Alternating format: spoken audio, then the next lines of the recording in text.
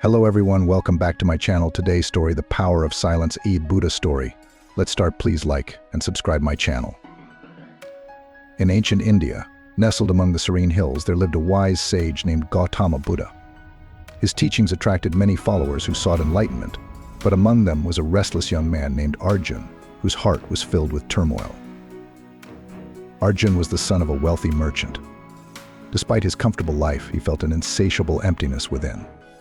Overwhelmed by societal expectations and his own desires, he sought out the Buddha, hoping to find answers. One bright morning, Arjun approached the Buddha, who was sitting peacefully under a large banyan tree, surrounded by a few devoted followers. "Master," he said, his voice trembling with urgency, "I am lost. My heart is troubled by noise and confusion. I seek peace, but I don't know how to find it." The Buddha looked at him with compassion and invited him to sit. "Let us begin with silence," he suggested. "Close your eyes and listen." Arjun hesitated but obeyed. As he closed his eyes, the world around him faded. The soft rustling of leaves, the distant chirping of birds, and the gentle flow of a nearby stream enveloped him. For the first time, he felt a hint of stillness, yet his mind raced with thoughts. He felt restless and frustrated. After a few moments, the Buddha spoke again. "What do you hear?" "I hear the sounds of nature," Master Arjun replied. "But my mind is still chaotic. I cannot find peace." The Buddha nodded knowingly. In silence, we often encounter our own thoughts and fears. Let me share a story. The tale of the two monks. Once, two monks, Asha and Rohan, were traveling through a dense forest. They were tasked with spreading teachings of compassion and wisdom. As they journeyed, they reached a raging river swollen with rain. On the bank, they saw a young woman who was clearly distressed, unable to cross. Rohan, eager to help, immediately rushed to her. "I will carry you," he said, lifting her onto his back and wading through the turbulent waters. He reached the other side, exhausted but relieved to have helped. Asha, meanwhile, stood quietly by the riverbank, observing the scene. When Rohan returned, he was surprised to see Asha still standing there. "Why didn't you help her, Asha?" he asked, frustration evident in his voice. "She needed assistance." Asha smiled calmly. "I was observing. Sometimes, in silence, we can see what is truly needed. I wanted to understand the situation before acting." Rohan shook his head. "But we have to act swiftly. The world needs our help." Asha replied, "Yes, but it also needs our wisdom. In silence, we can gather our thoughts and respond with clarity rather than haste." Arjun listened intently, absorbing the lesson. "But Master, what if my thoughts are still overwhelming? How can I find wisdom in silence?" Silence is a practice, the Buddha explained. It allows you to observe your thoughts without becoming attached to them. You must create moments of stillness in your life. Arjun thought for a moment. "How do I begin? My life is filled with distractions." "Start small," the Buddha advised. Dedicate a few minutes each day to sit in silence. Focus on your breath. Let your thoughts come and go like clouds in the sky. Over time, you will learn to embrace the silence. Determined, Arjun decided to practice this daily. Each morning, he found a quiet spot in the garden and sat in stillness. At first, it was difficult. His mind raced with worries about his family's expectations, his desire for wealth, and the emptiness he felt within. One day, after a week of practice, Arjun visited a nearby village to gather supplies for his family. The marketplace was bustling with activity, vendors shouting, children laughing, and the smell of spices wafting through the air. The noise was overwhelming, and soon Arjun felt the familiar chaos creeping back into his mind. Remembering the Buddha's words, he stepped aside, found a quiet corner, and closed his eyes. He took a deep breath, allowing the sounds around him to fade. As he focused on his breath, he began to feel the stillness return. In that moment, he heard the gentle murmur of a nearby stream, the laughter of children, and the distant call of a bird. The noise transformed into a soothing symphony. When he opened his eyes, Arjun felt renewed. He realized that even amidst chaos, he could find peace. With newfound clarity, he returned to the marketplace, engaging with the vendors calmly and joyfully. His interactions became meaningful, and he found happiness in the simple act of connection.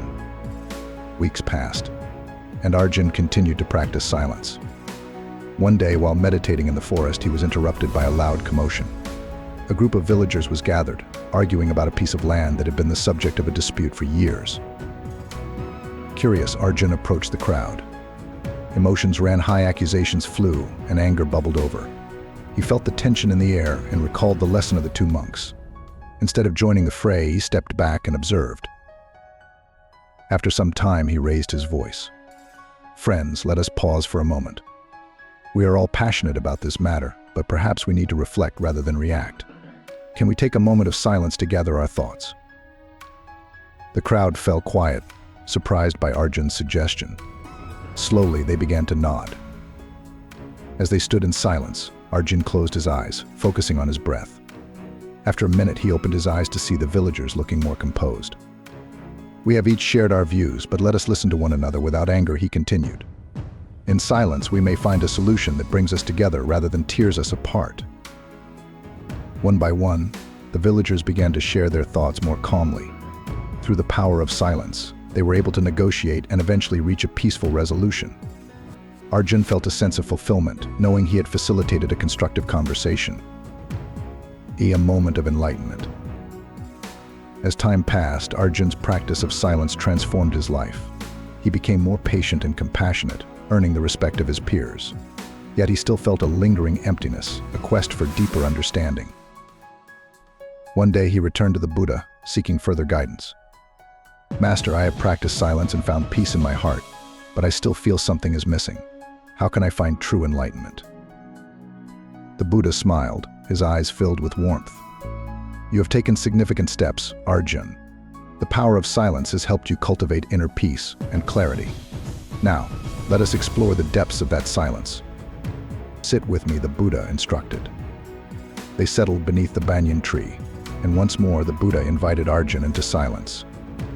As they sat together, Arjun began to feel the weight of his expectations lift. He allowed himself to simply be, free from the pressures of his past. In this profound stillness, Arjun experienced a moment of awakening. He felt connected to everything: the trees, the sky, the very essence of life itself. In the silence, he realized that true enlightenment wasn't just about understanding, but about embracing the interconnectedness of all beings. The return home. When Arjun opened his eyes, he was transformed. "Thank you, Master," he said, his voice filled with gratitude. "I understand now. Silence is not just a practice, it is a state of being. It allows us to connect with ourselves and the world around us." The Buddha nodded. "Remember, Arjun, the power of silence lies in its ability to help us reflect, listen, and understand. Carry this lesson with you and share it with others." As Arjun made his way back home, he felt a renewed sense of purpose. He was no longer just a young man seeking happiness, he was a vessel of wisdom, ready to spread the teachings of silence and connection. He began to gather the villagers and share his experiences.